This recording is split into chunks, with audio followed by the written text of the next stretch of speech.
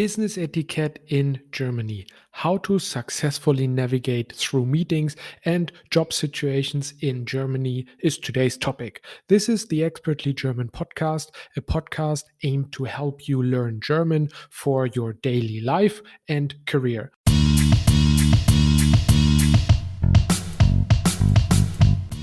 The topics we discuss today only scratch the surface. So if you'd like to go into more detail, then great news. I offer private and tailored consultations for business German, anything from interview techniques to sales pitches, negotiations to help you succeed. I used to work in the investment industry in New York, Berlin, and London, and I have many years of experience teaching my native language. Please click in the show notes below to book a free trial lesson with me. So, as I said, today's topic is German business etiquette. I've diluted the long list of important points to 8. So, let's go through each of them step by step. The first one is small talk in meetings. It's actually quite funny, but small talks in meeting in Germany happens more towards the end of the meeting than at the beginning. This is, I know, weird for many cultures and many countries. There is small talk in Germany and it also happens at the beginning of the meeting. It really depends on from person to person, but generally they are more short at the beginning, and after the meeting happens, then you might talk about how you got to the meeting and about your family or just small talk topics. So, when you are going into a meeting situation or interview situation and so on, make sure that you kind of sense a little bit how your counterpart is reacting to your small talk. If you're the only person who is entertaining the small talk, then I would dim it down a little bit and make it shorter. The second point is first email, then a phone call.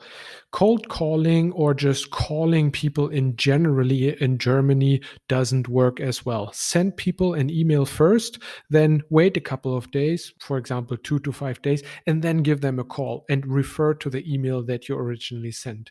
This gives you a much higher success rate to get an answer from your potential business partner, client, and so on than when you just give them a call, which seems to be a little bit more seen as impolite in Germany. You can do the same technique with gatekeepers and switchboards and so on. The third one is receiving confirmations take time. So when you are in a negotiation or you want to get a new client on board or situations like that, it might take more time to get an agreement or a confirmation from your counterpart. This is very normal for Germany. So you need to be patient and keep going and keep negotiating or just be patient and wait. But then when you have an agreement, you can really rely on that one. If the person tells you, even just by handshake, that the person is in the deal, then it's very likely that the person also keeps their word. Point number 4, short follow up emails are not impolite. So let's say you are messaging your clients and business partners. So you send your business partner an email about something, maybe a question or some next steps and so on, and you don't get an answer. It is really not impolite to send them a one-line email saying or just asking very politely to take a look at the below email referring to the original email that you sent. This is not only true for Germany, but I would say for Central Europe in general. Point number 5, try to stick to facts. When you go into meetings, negotiations, don't have long winded sentences and explanations. Stick to facts and data. This works wonder in Germany. People there believe much more in the power of data and facts and so on compared to a well delivered story. So that's a really important thing to keep in mind. Number 6, being punctual. Okay, so I don't know. This might not be that new for you. People in Germany like to be punctual, and also they expect other people to be punctual.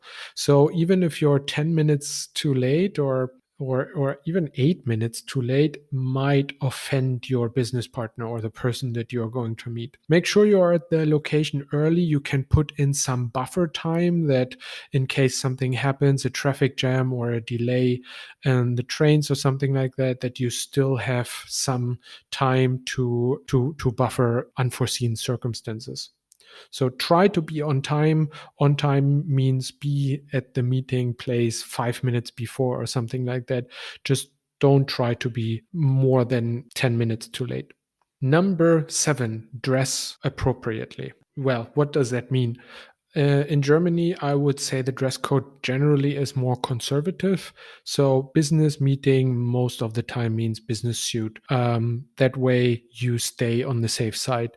In startups and maybe in newsrooms, the code is, I would say, the dress code, I would say, is more casual, especially in the creative capital in Berlin. In Frankfurt, which is the banking capital, the dress code is definitely more conservative, more suit, more tie, and so on. And the last point, titles are important.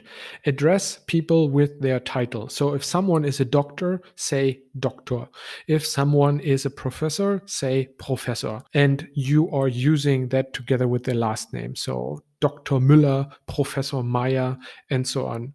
If they don't have a title, then still refer to people to Frau Müller or Herr Müller. Also, you want to address people with the formal version, Sie, in business meetings rather than Du, the informal version. But don't worry if you forget to mention the title of people. Generally, that is fine. All right, so those were the 8 points that I think are really valuable for the German business etiquette. If you have some comments, some ideas, questions, then you can send me an email to tom@expertlygerman.com. Expertly is written as EXPERTLYGERMAN.com. So, as I mentioned already, you can book private lessons with me. So, please go to my website, expertlygerman.com, or send me an email. I hope you enjoyed this session.